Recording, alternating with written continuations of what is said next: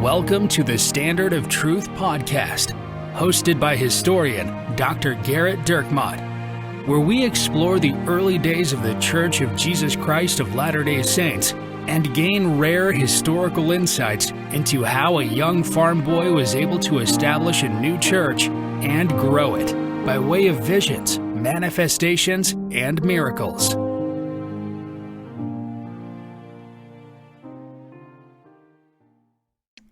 Hi, welcome to the Standard of Truth podcast. I'm your host, Garrett Dirkmaat, and I'm joined by my friend, Jonathan Oliver. Hi, I'm just looking at some of the emails here, and one of the emails that was received was from a listener, and they asked the question about Joseph crossing over the river with Nauvoo and the martyrdom, and he asked the question about how Joseph had some kind of understanding about coming back from Montrose, Illinois, Montrose, Iowa. Iowa. I know geography. I promise I know geography. There's a lot of Montroses. Okay, Illinois, they're all over the country. There we go. Yes, Montrose, Iowa. My wife's from Iowa, so that's another thing. Anyway, so we got to keep your wife from listening to this podcast. We'll just somehow. edit this little portion out, right? She won't wink, hear wink, this. Nod, nod. Yeah. In any case, Montrose, Iowa, with Hiram and Porter Rockwell. So he's over there, and he had some kind of understanding that if he returned to Nauvoo, that he would be killed. Correct me if I'm wrong, but I have seen that there are letters where Joseph understood this, that he had a short time to live, even a few years before the actual event. My question is, do we know what the issue was with the people, specifically those that formed the council? Why they hoped to have Joseph back? And so was it fears of financial loss, possible further destruction of property or seizures? That's what I'm thinking, but just not seeing any good documentation.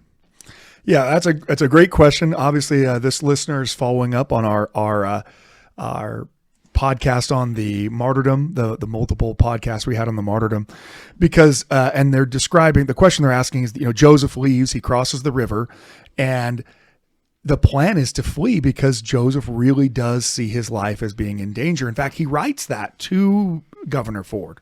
We dare not come. You can pledge your, willingness to defend us all you want, but the talk in the papers is we are going to exterminate them. Well, that doesn't give anyone a whole lot of confidence. And so for Joseph, he certainly believes his life is in danger. Certainly people have threatened his life. And even if it's just simply he gets extradited to Missouri, Missouri is essentially promised that if they get a hold of him, they're going to execute him. So it's a very rational thing for Joseph to fear for his life. And he gets away. He crosses the river. He's in Iowa territory. Iowa is not yet a state yet. And so it's a federal territory that is administered through the federal government rather than a state government, meaning it's basically the same today, right? Yeah, right. Exactly. Yeah, the federal government really is in charge of Iowa. The federal government's in charge of Iowa. So because of that, it was going to be harder to get him. I mean, you'd have to then go through federal marshals if you wanted to be able to get Joseph back once he got there. And really the plan seemed to be, I am going to flee all the way to the Rocky Mountains, which would be Mexico at the time. So what we talked about was that even though Joseph was already safely away, he comes back. Why does he come back? Well, there is a series of letters that are sent to him by various concerned citizens in Nauvoo telling him to come back. And one of them's written by Emma. I mean, Emma herself actually asked Joseph to come back. They seem to fear, and again, what are their fears? Well, look, the army, they know the army's on the march, that Governor Ford is bringing an army to Nauvoo, Illinois, to arrest Joseph and to make sure there aren't any more disturbances, things like that. And I should ask, for clarification, like an actual army, state militia? Yeah. The only army Ford has access to, which is state militia, right? So as the governor our National Guard is like it's kind of a carryover from the old state militia days where governors have the ability to call out their own National Guard. But presidents have the ability to mobilize the National Guard as well. So there's kind of this kind of federalism, much more pronounced back then. Back then, the federal army is incredibly small, and most military service is actually at the state level. And in the war that's going to be fought against Mexico, when that war breaks out, there are roughly 6,000 to 8,000 full-time members of the American military. And so the more than 100,000 men that will go fight in the Mexican War are nearly all volunteers, and most of them coming from the ranks of state militias that were raised before. At any rate, these people are all operating under the experiences that they've had. Many of the people in Nauvoo were there in Missouri only a few years earlier. It's only 5 years earlier that this horrific instance happened in Missouri when Joseph was arrested, when there was the Missouri State Militia marching on Far West. And after Joseph was taken into custody, all mayhem broke loose. Not only is there the Hans Mill massacre that took place just before, but the residents of Far West are robbed, assaulted, murdered, their properties taken from them. The state militia essentially goes wild on the Mormons living there. And so their shared psychological experience is one of when a governor marches to your Latter-day Saint city with a military force, that military force is going to enact violence, because that's what they all experienced. And so when Joseph leaves, many of the residents of Nauvoo, and, in point of fact, to your question, several of the people who are most prominent in telling Joseph to come back happen to be some of the business leaders in Nauvoo, some of the more wealthy people in Nauvoo. And I would guess that's exactly the reason why. They have a lot to lose. They know exactly what happened in Far West. And maybe they're only just concerned for their own families. I mean, I don't want to make it a wholly selfish thing, but the reality is their shared history is, even when Joseph was arrested last time, the militia tore apart Latter-day Saint property. To put this in a modern context, I'm just thinking of, 2008, 2009, we had the quote unquote Great Recession. And then now fast forward to 2020, all of a sudden COVID and everything's shutting down via government mandates. And the question was, is this essentially a repeat of the Great Recession? And so auto manufacturers, in fact, massive cancellations on all their parts and things like that, to the point where it's actually creating a lot of supply chain issues now, where it's like all the manufacturers were like revving down their production and so forth. So in other words, we do this as humans. Yeah, it's a natural thing to operate on the basis of what happened last.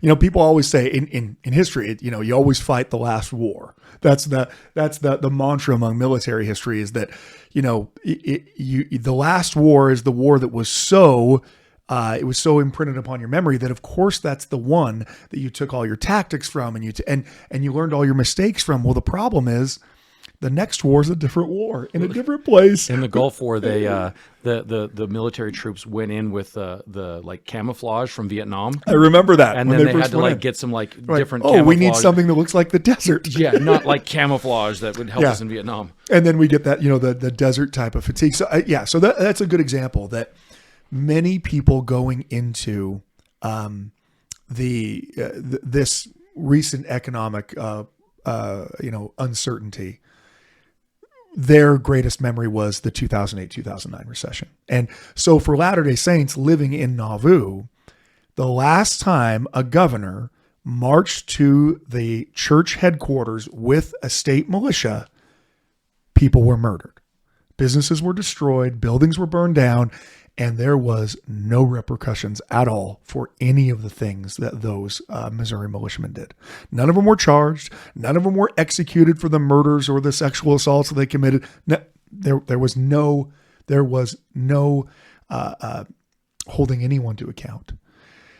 And so I think that they think, if the governor gets here with his troops and occupies Nauvoo, and there isn't a Joseph Smith to arrest and take away for trial, well, then the troops are just going to stay here.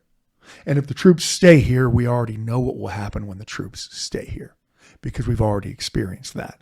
They are going to kill us. They are going to rob us. They are going to harm us in all kinds of ways. Now, I think when you look back on history, it's easy to say, well, I think they were overreacting. That isn't what happened, which is a very easy thing to say when it's not your house being burned down and not your family being threatened with their lives. Their experience was that this was a very real threat. And in point of fact, when the governor did come to Nauvoo, even after Joseph did surrender himself, he, by multiple accounts, proceeded to harangue the Latter-day Saints in Nauvoo and told them that all of the disturbances were all their fault. Everything was their fault. The fact that people were persecuting you was your fault. The reason why people hate you is your fault. It wasn't exactly a positive message. So it's one of those things of history that we don't really know. What would those troops have done had Joseph already been gone? I don't really know. But the fear that those business owners and prominent members of the church in Nauvoo had was enough that they urge Emma to write to Joseph to tell him to come back. And Joseph does. So there are some documents surrounding that on the Joseph Smith Papers website that you could examine. But you also get a lot of reminiscent history talking about that. People looking back on that. As you might imagine, some of those people who were really urging Joseph to come back kind of get seen as, they're blamed for Joseph's death in the years that follow. So the challenge with the reminiscent history, of course, is like, here's something happening 40 years ago, and then good luck remembering the particulars, right? Yeah. So then is it that you find that the reminiscence is like repeated by 4, 5, 6, 7 individuals, and that's what allows you to put the picture together? Depending on what we're talking about. In this case, we have some actual documents from the time period. And then usually what you get from reminiscent accounts that you don't get from the actual documents is you get context surrounding it and a narrative, right? So if I have a letter to Joseph that says, I'm willing to sell you that farm. Well, that's nice, but it's relatively meaningless to anyone reading it. I don't know what farm you're talking about. I don't know where you're talking about. And it might be that I find in a reminiscent account of someone looking back, oh yes, I remember when I sold Joseph Smith my farm that was just outside of Nauvoo. And then suddenly I have a context. Now, the problem with a reminiscent account is that context and that narrative is colored by history. It's very easy for people after the fact that Joseph was murdered to look back and say, I should have known he was going to be murdered. I should have seen this coming, because that's actually what happened. And again, talking about what we all do this. Yeah, you buy a house in 2007 for sky high prices, and and you're like, why didn't I know? 2009, like, how can I get out from underneath this house? Why didn't I know? We should have known. If I only knew. Yeah, and I think that we're all like that. It's a natural thing to kind of look back and see what were the clues that would have kept me from doing this thing or making this mistake. At any rate, I appreciate the question. I think really they are driven by fear, and it seems to be a legitimate fear. In the case of the business owners, at least Brigham Young seems to think that it's motivated more by money than it is by, a fear for their own personal welfare. But regardless of the reason why, whether they're afraid for financial losses, whether they're afraid for their families' lives, they really do genuinely seem to be afraid that if the governor arrives with his troops and Joseph isn't there, well, then it's time to start slashing and burning, basically. So thank you for that. I want to move on to our main topic for the day, and that is surrounding the revelations of Joseph Smith generally, and especially the Doctrine and Covenants. Frankly, we probably should have had this podcast a while ago, since we've been studying the Doctrine and Covenants all year. So this will be less helpful for you, but hold on to the podcast and just wait 4 years. Yeah, 4 years from now, this is going to be very helpful to you. But I want to kind of talk about what makes a revelation, what revelations were selected to go into the Doctrine and Covenants. Are there revelations that aren't in the Doctrine and Covenants? What types of things become sections in the Doctrine and Covenants, and how does that change over time? A question I often get asked is, do you think the church will ever add any sections to the Doctrine and Covenants? That's not a question that your grandparents ask. We've already added 2.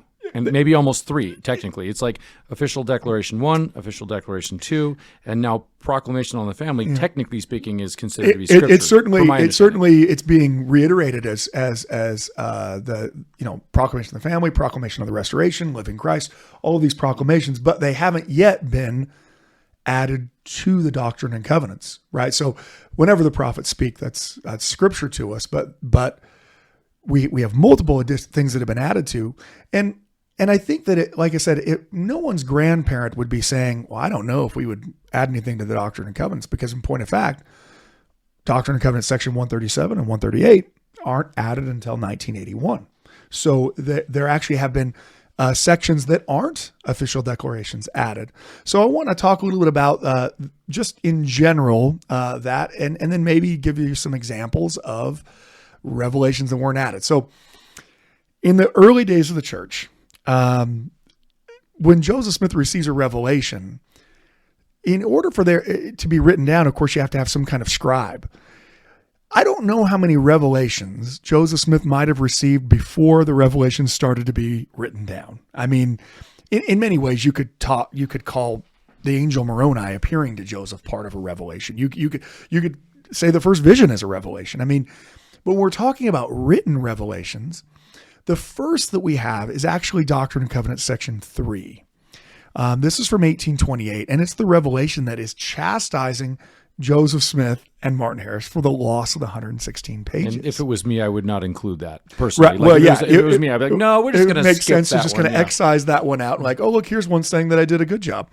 But yeah, it is certainly the case that Joseph is, he receives it in this very odd way. In fact, I don't even know exactly how it got written down, because Joseph's walking out in his field, and an angel appears to him and hands him the seer stones, and Joseph proceeds to receive Doctrine and Covenants section 3 from the seer stone. So I'm guessing goes and gets a pen and paper and starts writing it down himself as his own scribe. Later on, Joseph will always have a scribe with him in pretty close proximity. And so a lot of times what will happen is he will be the one to dictate the revelation or read the words off the seer stone, if that's how it's coming, while someone else writes it down. So revelations are going to be received multiple different ways, right? So this one, obviously an angel's involved. Joseph's using seer stones. There are other revelations that are going to be received without the use of seer stones, that they're going to be, Joseph through inspiration, is going to pray and ask the question and then begin to dictate without looking at a seer stone or without an angel involved.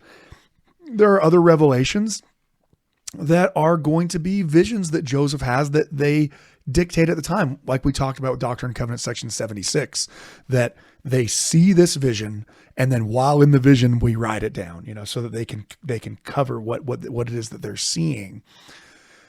So there are various different ways that they are received, and these get recorded, and at first they're simply circulating around as these single, loose sheets of paper. And so if you imagine in the early church, Joseph Smith receives, Doctrine and Covenants, section 18, that's talking about the eventual calling of 12 apostles in the church.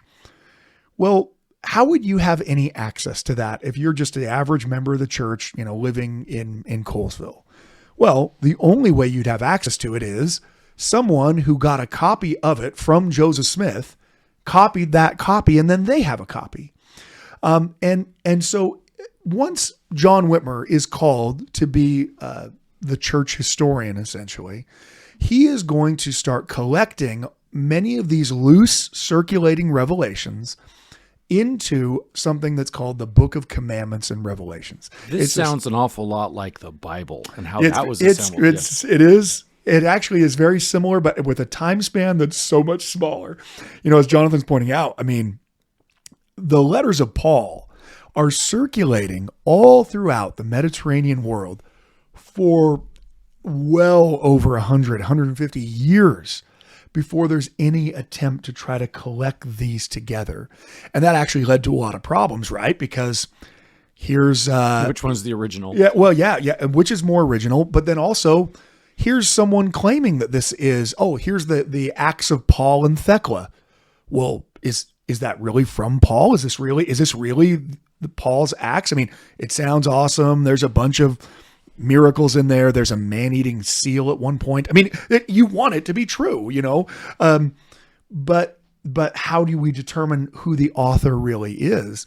So that's one of the problems of historicity that New Testament scholars especially have to deal with, because there were so many people claiming to have these original sources. Latter-day Saints don't have to deal with that as much in this early period, because these revelations are not circulating for years and years and years before they are more codified.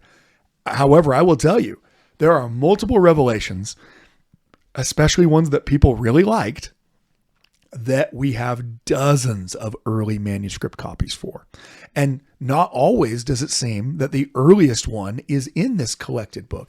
So when I say the Book of Commandments and Revelations, what it is this giant book, a very large book, ledger book, that John Whitmer is going to start copying all of the revelations that they have a record of into that book. And that's going to kind of serve as the official revelation book. It's going to serve as the book of where this is where the official version is. Because whenever you make a copy of anything, you are going to make a mistake. Even today, we are so much more highly literate than anyone who lived before us, basically, as a society. And even in your very highly literate state, you can do this as an example. You can go take the Gospel of Luke, go take chapter 5 of the Gospel of Luke, and attempt to copy it exactly, freehand, onto paper, exactly what you're reading. I mean, every comma, every semicolon, every verse break, copy it exactly. Even when you know that's what you're trying to do, evidence suggests you'll make at least 2 or 3 errors. They might be minor, they might be large, they might be repeating a word twice, they might be leaving a word out. And commas are really important. Yeah, well, commas, I mean, that's the main thing. But the point is that you wouldn't have the exact same manuscript. So it is kind of important that they take some of these early manuscripts and they begin to kind of codify them by recording them into this larger book of commandments and revelations that is with Joseph. So it's kind of where these revelations are going to be collected. But again, that being said, you take a revelation like Doctrine and Covenants section 89, it's widely circulated. There are lots of people who have their own personal copy of it. And they are not all exactly the same. Some have words that are missing. Some have additional words, because in some ways it's kind of like the telephone game that you play at a little kid's party, because there's always going to be an error that creeps into a copy. And that error will then not only be perpetuated by someone who copies it, but they will introduce their own errors. And so there's always going to be minor ones. So it was good to early on start to try to codify what it is. Now, Latter-day Saints don't have the same problem that Christians do in the sense theologically when it comes to the inerrancy of the biblical word. It's difficult for many Christians to deal with, what are perceived to be errors in the biblical manuscript because, well, this is the inerrant word of God. There aren't any errors. There can't be errors. So if you find a manuscript that has different words in it, even if it's earlier, well, then it's wrong because this is the Bible. For Latter-day Saints, of course, we believe that God has prophets today and they continue to receive revelation. And so the prophets can determine what it is that people need to know about the revelations. And even Joseph himself is going to edit his revelations. He's going to go back to revelations he's received and add information to them and change information in them. And that was pretty standard for Joseph, because for Joseph, the point was helping you understand God's will for you. It was not to make sure that every single word was exactly the same forever. I'm going to add into this, so my experience, I write computer software, and when I receive this idea in my head, when I'm formulating something, I'm like, okay, here's what I'm trying to achieve. Here's the meaning of it. And I'm trying to express that meaning in code. I'm trying to express it in software. And it takes me a little bit to kind of like move things around and so forth to get the meaning right. It's about that rather than the actual, the code in this case is an expression of the meaning, and not the meaning unto itself. Yeah, and I think the way Joseph sees Scripture is that it can be altered by continuing revelation. I mean, it's a stunning thing and we talked about this a little bit, but it's a stunning thing for Latter-day Saints sometimes to learn that Joseph Smith edited the Book of Mormon. That, we always talk about, that he dictated the whole thing and he didn't make any mistakes and they didn't make any edits. Well, not to the original manuscript, but in 1837, Joseph is going to make all kinds of changes to the Book of Mormon text. Now, it's primarily things to make it read more clearly, taking out a bunch of and it came to passes, changing a bunch of haths to has, but also he actually makes some changes for clarity's sake.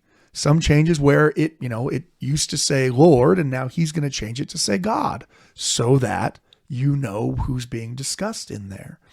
So Joseph is willing to make edits and emendations, and so that's important to understand as we talk about this. Well, we have these manuscript revelations, but as more and more members of the church join the church, you can understand the frustration that you might have that the only way you have access to these words of God delivered through a modern day prophet is if you just so happen to come across a circulating copy of that particular revelation, because there is no published version of it. Now, once the church starts its newspaper in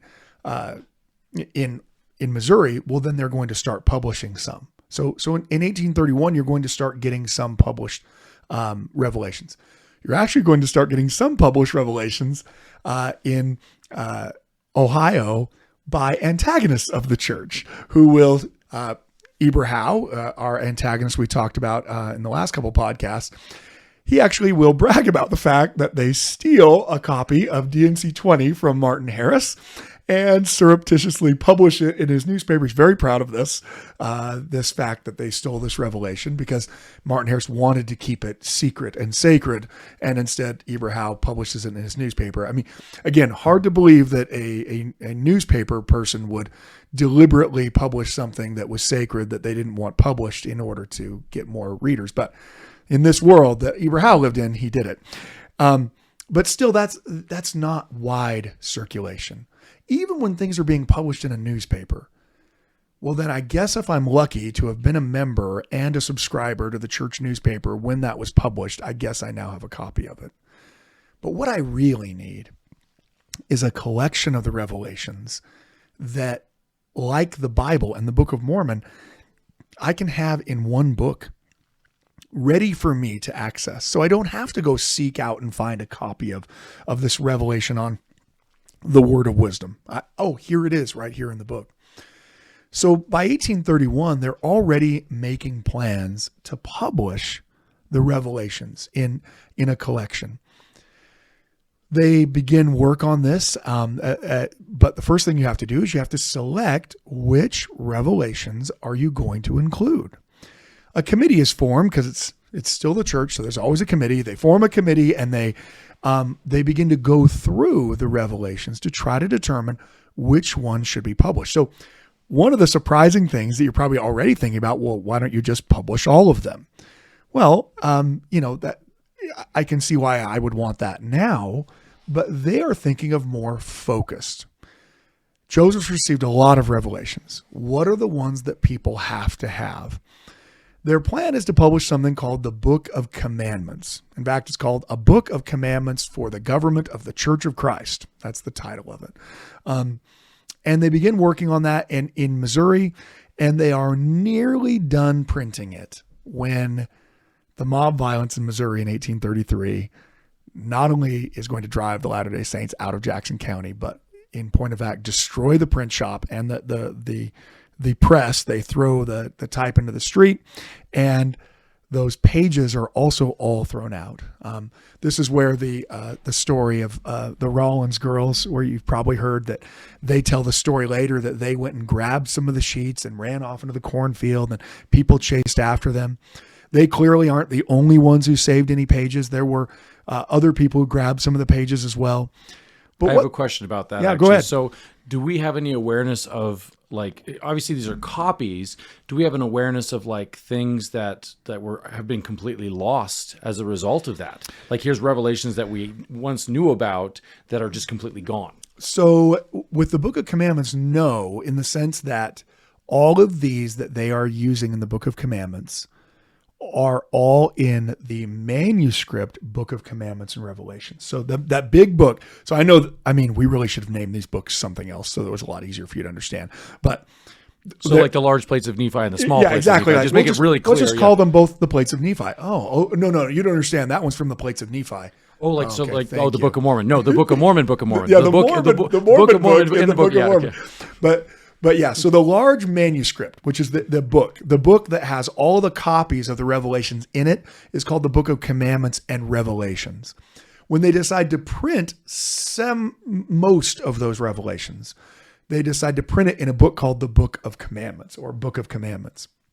Well, so they don't lose any of the manuscript of the Revelations. This isn't like the 116 pages where now they're just gone and we can never print them again. What they do lose is this enormous amount of time and expense. And they had planned on printing 5,000 copies of this. I mean, and they are nearly done, meaning there are thousands of pages that are already printed, already drying, already stacked, already ready to go once they finish the final gathering of the book to bind it together, cut the pages, and get it out. And instead, it's all destroyed. And so if you're wondering, it actually makes that there are very, very, very few copies of the Book of Commandments. I think we're somewhere around 14, 15. Occasionally a collector says that they will find another one.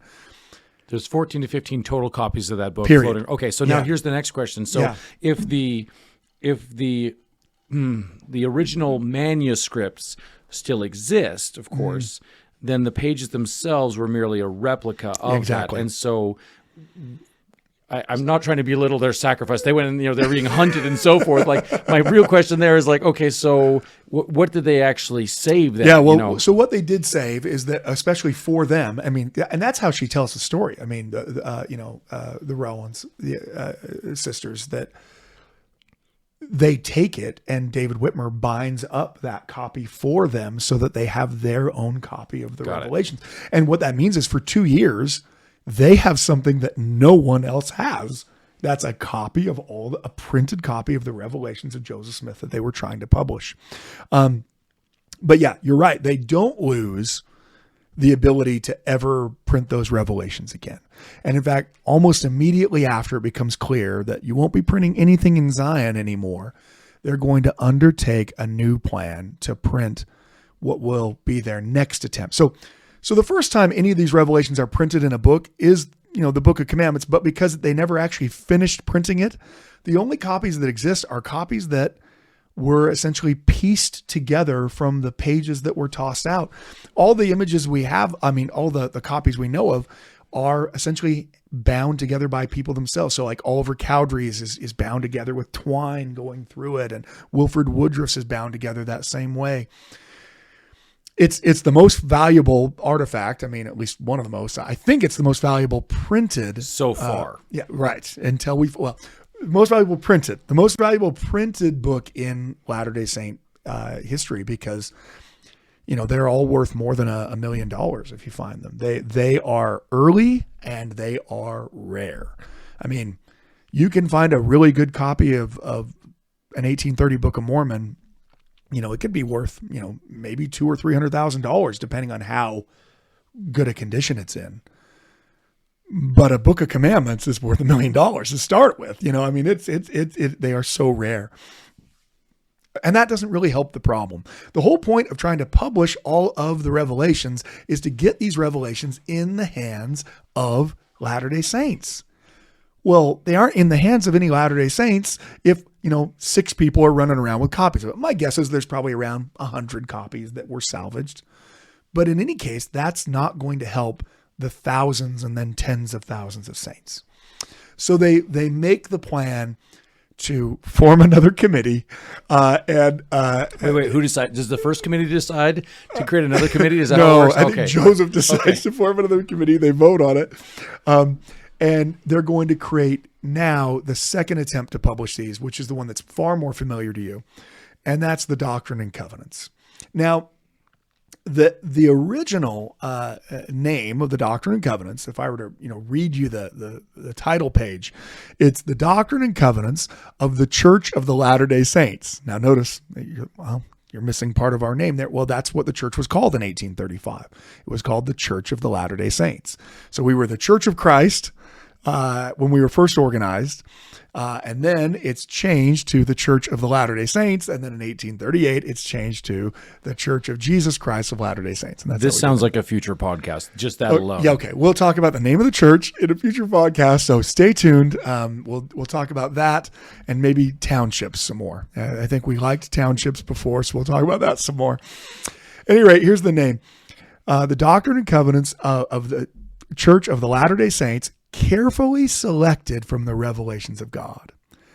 So one thing that would be very apparent to you if you were a Latter-day Saint in 1835 when that book is published is that this isn't all of the revelations of Joseph Smith. A lot of my students today, when we talk about the Doctrine and Covenants, their assumption, and it's a sound assumption. It's the same assumption that I had. Of course, all of Joseph Smith's revelations are in the Doctrine and Covenants. Why wouldn't they be? And, maybe you're thinking, well, yeah, here's a long lost one that they didn't have a copy of to put in. But they actually have copies of many revelations that they have access to that for one reason or another, they decide not to include in the Doctrine and Covenants. And do you have any context on some of the rationale or reasoning behind that? Unfortunately, we don't have hard privacy laws, anything like that, GDPR. Yeah, they're really worried about the millennial copyright, but the digital millennial copyright. But the real problem is we don't have a ton of reasons why.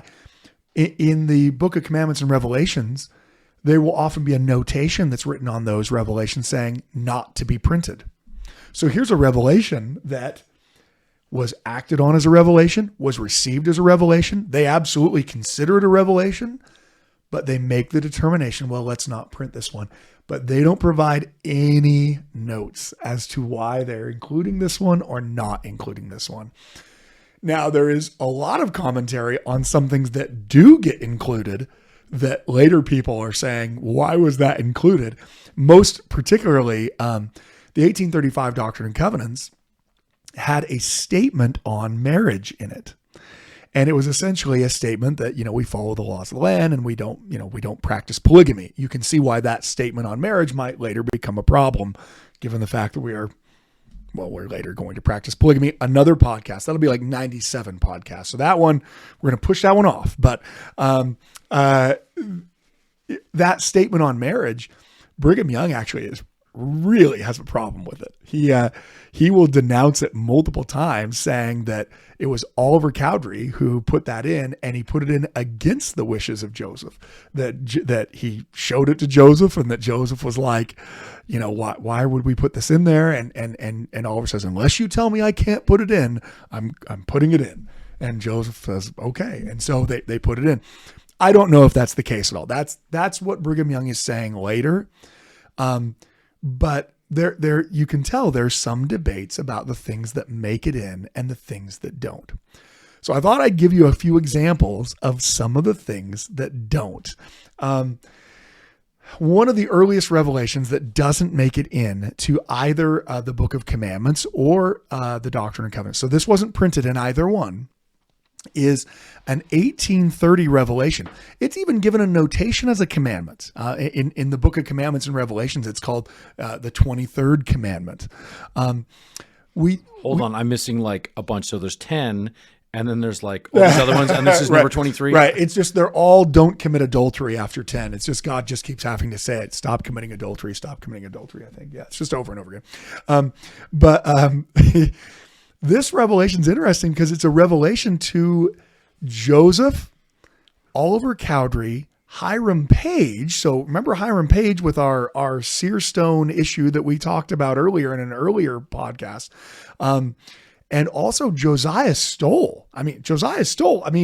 He's the person that Joseph Smith is hired by to dig for treasure in 1827. That's how he meets Emma, is working for Josiah Stoll.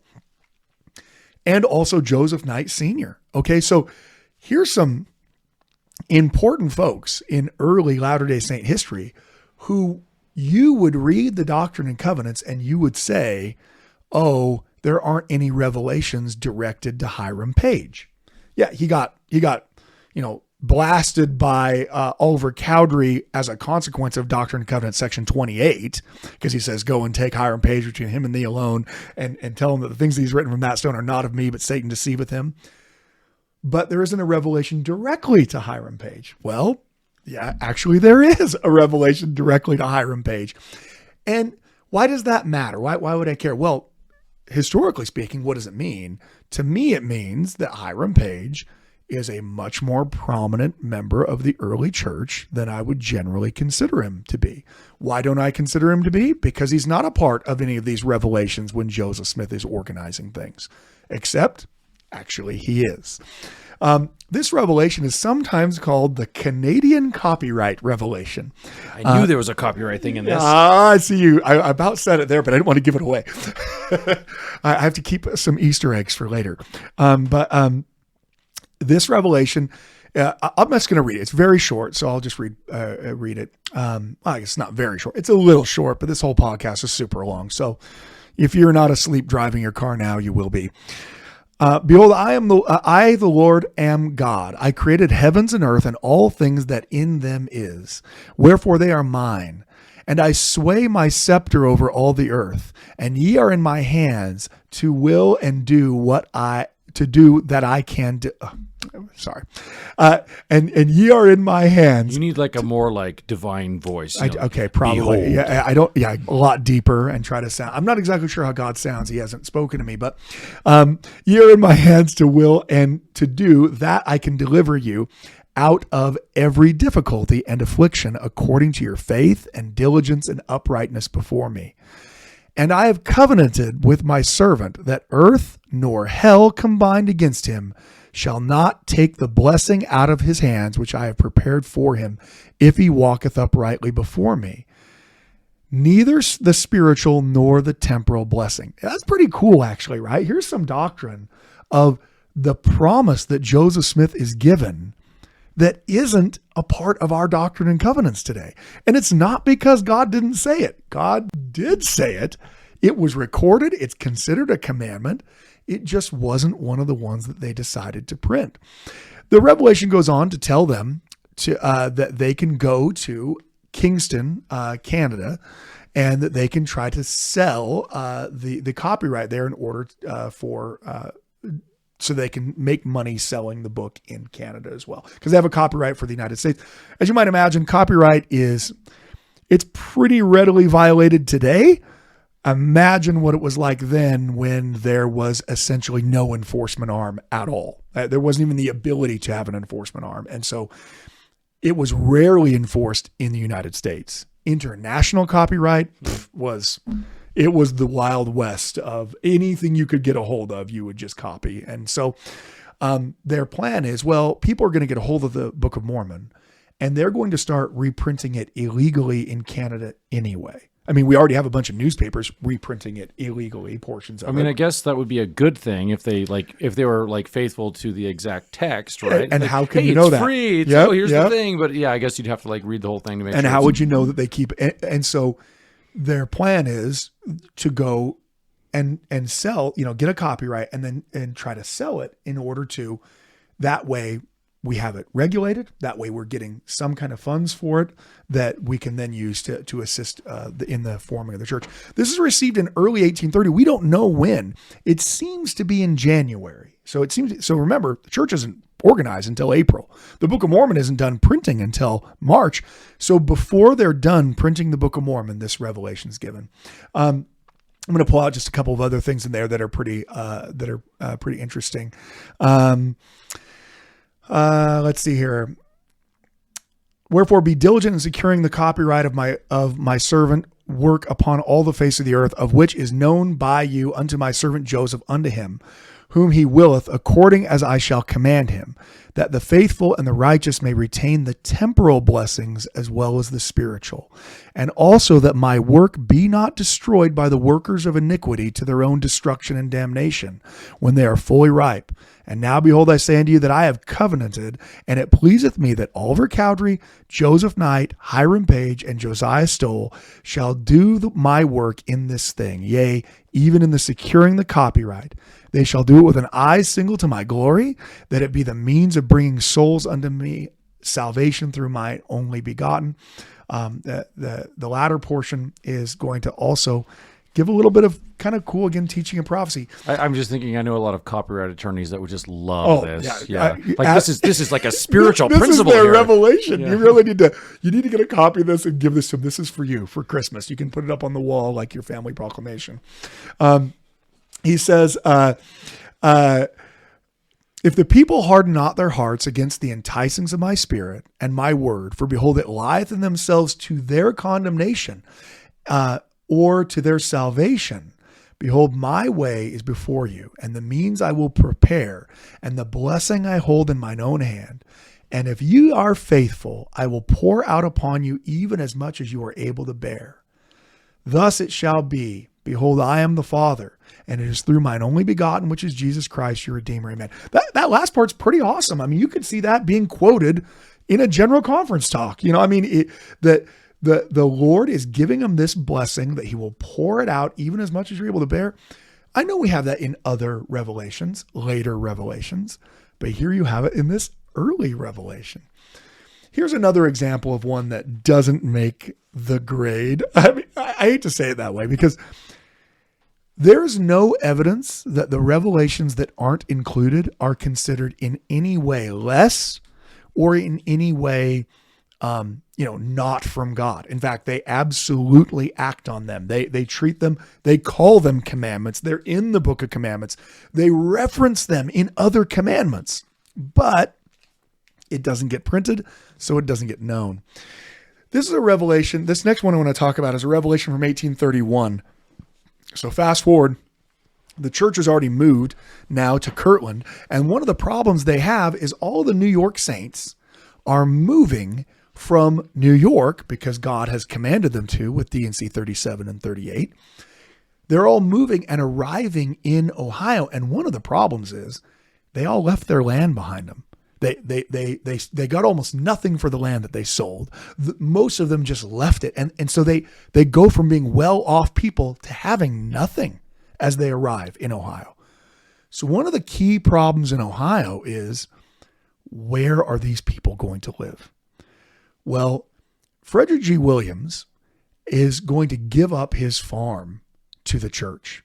Now, how he has his farm is he traded a farm that he had outside of town with a farm that's right there in the center of Kirtland. Well, the farm that's outside of town was not worth quite as much as the one that's in the center of town in Kirtland, as you might imagine. It also doesn't have as many outbuildings on it and houses that are built on it. And so even though they make this trade, Frederick G. Williams still owes a balance on that farm.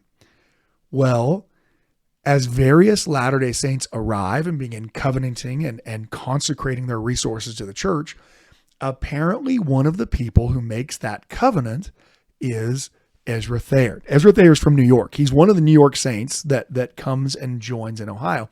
And he apparently pays $100 towards the outstanding balance on Frederick G. Williams' farm. Again, $100 doesn't sound like very much. I mean, actually it still does kind of sound like a lot, but remember your average American. It depends on if you're buying gas or not. Yeah, right. Yeah. $100 won't even get you half a tank if you're driving a Land Rover, but the $100 to them is roughly a third of someone's annual income. So if you just put that into your terms, however much money you make, whoever you are listening to this, imagine if a third of the money you make every year you paid to redeem the note on this farm. Well, that's what Ezra Thayer does. And this revelation is given because what happens is apparently the person that Frederick G. Williams swapped farms with. Well, he is a very vigorous Campbellite. He is a member of the Disciples of Christ, and he is fine swapping farms with Frederick G. Williams when he's just another businessman in Ohio. But when it becomes the settling ground for thousands of Latter-day Saints, or hundreds, he tries to essentially prevent Latter-day Saints from settling on the farm by saying, well, you haven't paid me all for it yet. Which, of course, that's not the case. They'd already swapped farms, and there was already an agreement to continue to make payments. But this guy apparently said, no, I'm not going to let you Mormons settle here. And so this revelation is given in response to it. So it's going to seem kind of weird. I gave a lot of background, but this is that revelation. It's given to Ezra Thayer and Joseph Smith Jr. This is John Whitmer writing what it's about. Concerning a farm. That's the heading that it's given. It's concerning a farm. Hearken unto my words, and behold, I will make known unto you what you shall do, as it be pleasing unto me. For verily I say unto you, it must needs be that ye let the bargain stand that you have made concerning these farms, until it be so fulfilled. Behold, ye are holden for the one, so likewise thine adversary is holden for the other. Wherefore it must needs be that ye pay no more money for the present time, until the contract be fulfilled. And let my servant Joseph and his family go into the house after thine adversary is gone, and let my servant Ezra board with him, and let all the brethren immediately assemble together and put up a house for my servant Ezra. This is Ezra Thayer. For my servant Ezra, and let my servants Frederick G. Williams' family remain, and let the house be repaired, and their wants be supplied. And when my servant Frederick returns from the west, behold, he taketh his family to the west. Let that which belongeth to my servant Frederick be secured unto him by deed or bond, and thus he willeth that the brethren reap the good thereof. And let my servant Joseph, this is Joseph Smith Sr., govern the things of the farm, and provide for the families, and let him have help inasmuch as he standeth in need. Let my servant Ezra humbleth himself, and at the conference meeting he shall be ordained unto power from on high, and he shall go from thence, if he be obedient unto my commandments, and proclaim my gospel unto the western regions with my servants, that must go forth even unto the borders of the Lamanites. For behold, I have great work for them to do, and it shall be given unto you to know what ye shall do at the conference meeting. Even so, amen. So there's a ton of stuff in here. Some cool things about, the adversary trying to stop them. Apparently this guy refuses to even move out of the house. And once he moves out, the plan is to move Joseph's family in. Ezra Thayer is already kind of showing a little bit of recalcitrance, some problems. He appears to humble himself because he is one of the people that is ordained to the high priesthood at the June 3rd through 7th conference that happens. But the fact that he has spent money on this land is one of the things that's going to actually cause a problem with Doctrine and Covenants section 54 through 56, where Ezra Thayer refuses to go on his mission without a division being made of this land because he paid money into it. So he's like, well, look, I paid $100 into this. I want a deed to my $100 worth of the land that I paid for. You can't send me on a mission and leave me with nothing. He's told in those revelations, that's not how this works, Ezra. You're consecrating to the Lord, and you're not consecrating so you can get a title to that land. There's a second part of this revelation too, that's a question and answer that again is not in the Doctrine and Covenants. What shall the brethren do with their money? Ye shall go forth and seek diligently among the brethren and obtain lands, and save the money that it may be consecrated to the purchase of lands in the west for an everlasting inheritance. There's a notation on this that it's to the Palmyra church. So the brethren of the church that are coming from Palmyra, the men and women that are coming who did have some property, what are they supposed to do with their money? First, they're supposed to obtain lands there in Ohio for people to settle on. Second, they're to save whatever money they can save to buy lands in Zion, to buy lands in Missouri where they believe the land of Zion is going to be. They don't know yet where the land of Zion is going to be, but somewhere in the West, they're told. They're told somewhere in the West is where that land of Zion is going to be. So you can see some pretty cool things. Obviously, some of them are more historical than theological, but there are some pretty interesting promises that are made in these revelations that you don't readily have access to. So the last one that I want to cover is one that if you were to ask me, if they were to add one of these revelations to the Doctrine and Covenants, which one would they add? If you were to ask me, this would actually be the one that I would think would be most readily added. The revelation is received on the 12th of January of 1838. Why this revelation? Well, this revelation is one that, now obviously it couldn't have been included in the 1835 Doctrine and Covenants, because 1838, for those of you keeping score, is after 1835. Couldn't you receive a revelation on receiving a revelation? Yeah. So had you received a revelation that you'd eventually receive a revelation, then it could be in there. But even though it's there, it's not included in the 1844 Doctrine and Covenants. It's not included in the 1876 Doctrine and Covenants. And in fact, it's not in your Doctrine and Covenants now. Again, not because it's not considered a revelation.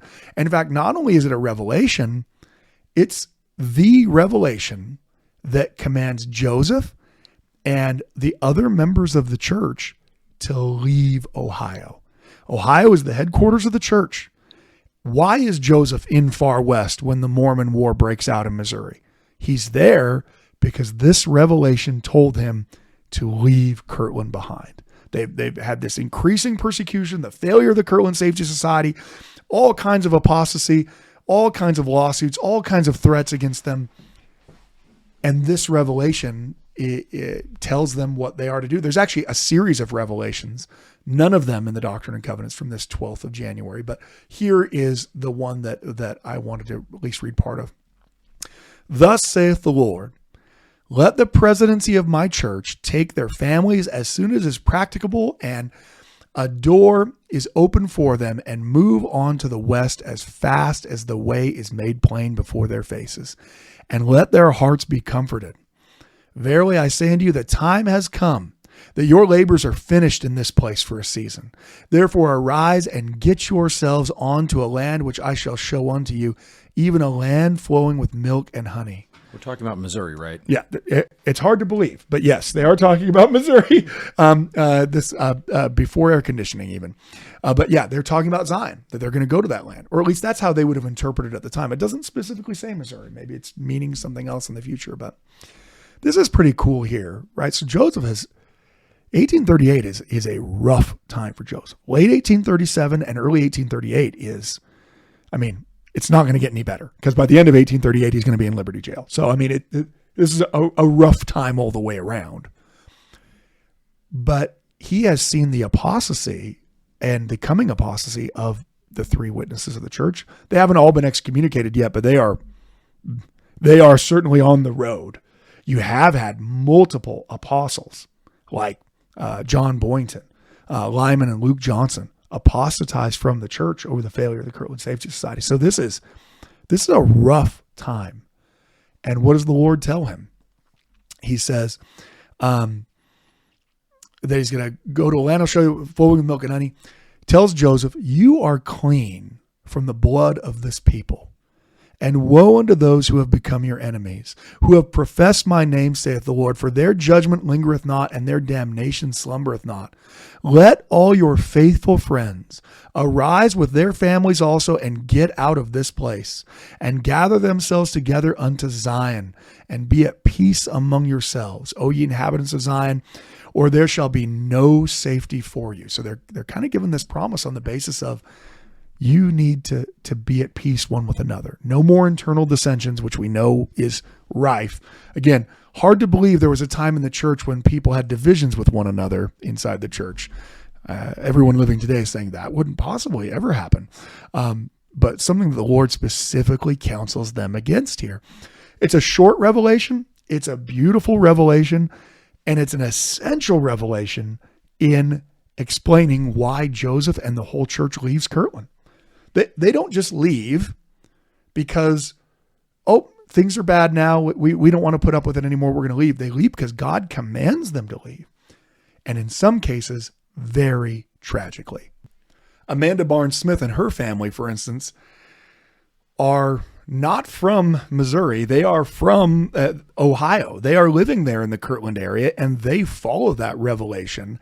And that's the reason why they are passing through Haun's Mill on their way to Far West, tragically the same day as the Haun's Mill massacre takes place, and her husband and her one son are murdered, and her other son is wounded and only miraculously survives. So to me, this revelation, it obviously, if you're asking me, I'd like every Joseph Smith revelation to eventually be in the Doctrine and Covenants.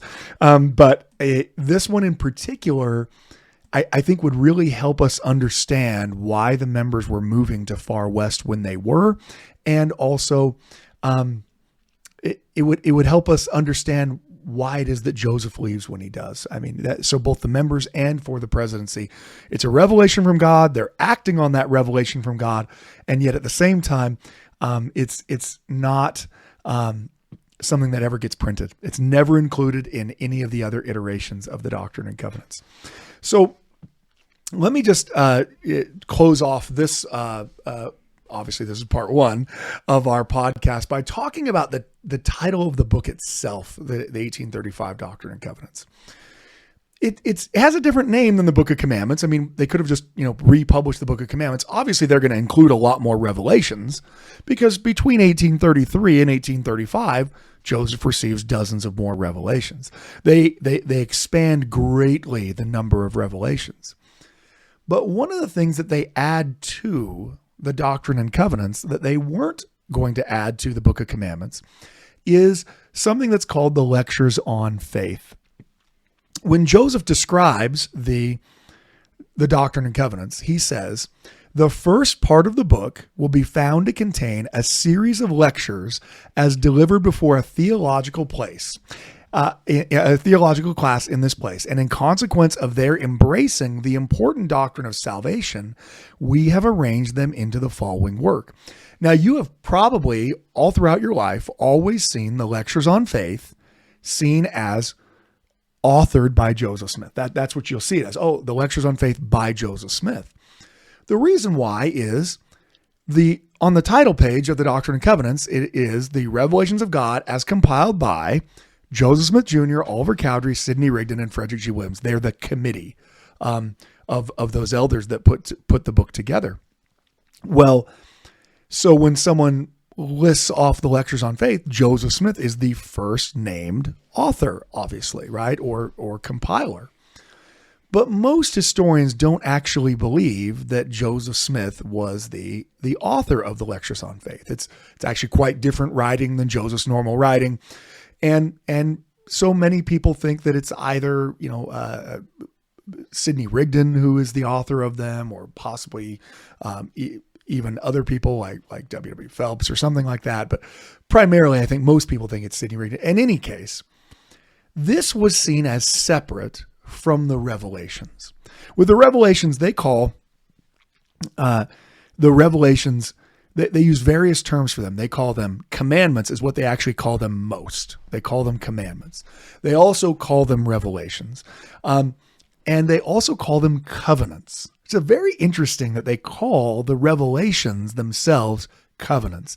And I think especially because in our modern Latter-day Saint world, we often use the word covenant. And when we use it, we say, well, a covenant's a two-way promise. It means we have to do something on our part. And it's actually pretty apt for the way that Latter-day Saints use the revelations in Joseph Smith's time. These revelations are not things that you debate about in Sunday school. They are commandments to action. They are, God is giving you this, and now you go do this. It requires action on your part. And so I think that's the reason why the term covenants is included in there. Now, I want to tell you a story, but I'm going to leave it for next week. This is a little bit of a teaser. I'm going to tell you a story of the Doctrine and Covenants that relates to that title of it. But that first part of the Doctrine and Covenants, the doctrine part, or at least what the doctrine part meant in the title of it originally, is actually a reference to the Lectures on Faith The covenants part is a reference to all the revelations that are still in the Doctrine and Covenants. You might be saying, well, wait a minute. The lectures on faith aren't in my Doctrine and Covenants right now. That's exactly what we're going to talk about next time. We're going to talk about the changes that are made to the Doctrine and Covenants, the revelations that are added, and the things that are taken out over the course of time, one of them being the lectures on faith. So thank you very much for joining us for this podcast, and make sure you catch part 2 because we're going to answer some of those questions. Thank you for listening to the Standard of Truth podcast, hosted by historian Dr. Garrett Dirkmott. If you know anybody that could benefit from the material in this episode, please share it with them. And for more resources, visit standardoftruth.com. Until next time.